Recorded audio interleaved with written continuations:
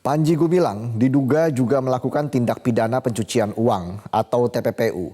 Menko Polhukam Mahfud MD mengatakan belum ditetapkannya Panji Gumilang sebagai tersangka karena diperlukan pengembangan lebih lanjut termasuk kemungkinan keterlibatan orang lain dalam kasus ini.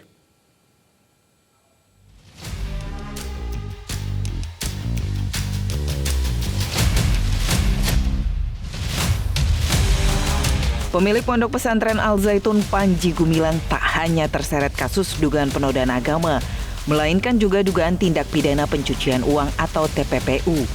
Dugaan pencucian uang Panji Gumilang diungkap Menko Polhukam Mahfud MD setelah pihaknya membekukan 145 dari 367 rekening yang diduga terkait dengan dugaan TPPU. Mahfud mengatakan saat ini dugaan pencucian uang Panji Gumilang sudah dalam proses penyidikan kepolisian.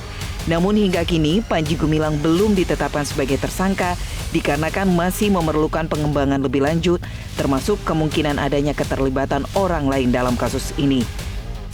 Kami menunggu resmi Panji Gumilang itu dijadikan tersangka. Ini kasusnya akan masih penyidikan. Penyidikan itu artinya kasusnya sudah ada, jelas ada tindak pidana yang sudah ada.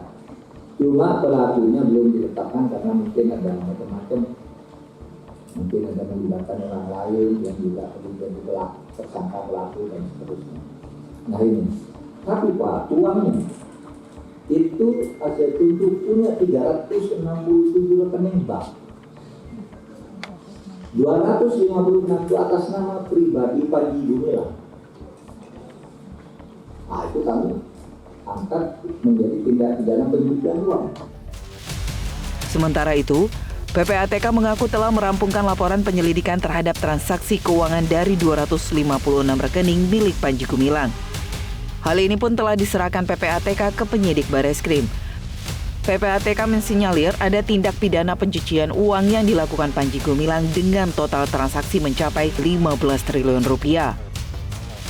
PPATK, Pusat Pelaporan dan Analisis Transaksi Keuangan, sudah menyampaikan hasil analisis terkait dengan kasus PG kepada penyidik.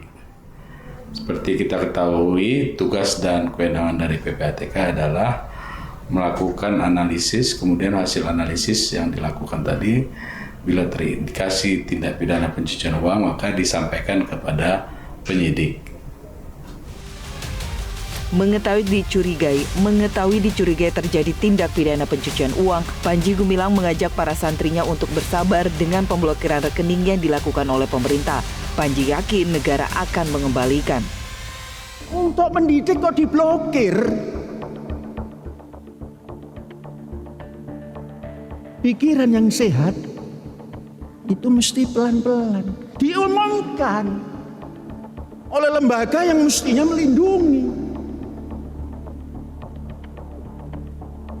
Saudara jangan takut, saya bertanggung jawab. Jangan pernah takut. Kalian bisa makan. Saya punya cara.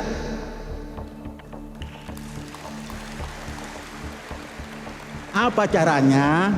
Gampang. Seorang pendidik itu nggak harus arogan. Mas, ngono ya ngono, ning ojo ngono. Blokir ya blokir, ya mbok ora suwe-suwe. Buka neh Thomas. Kalau tidak ngerti bahasa Jawa, begitu ya begitu, tapi jangan lama-lama. Di sini menunggu. Tim Liputan Metro TV.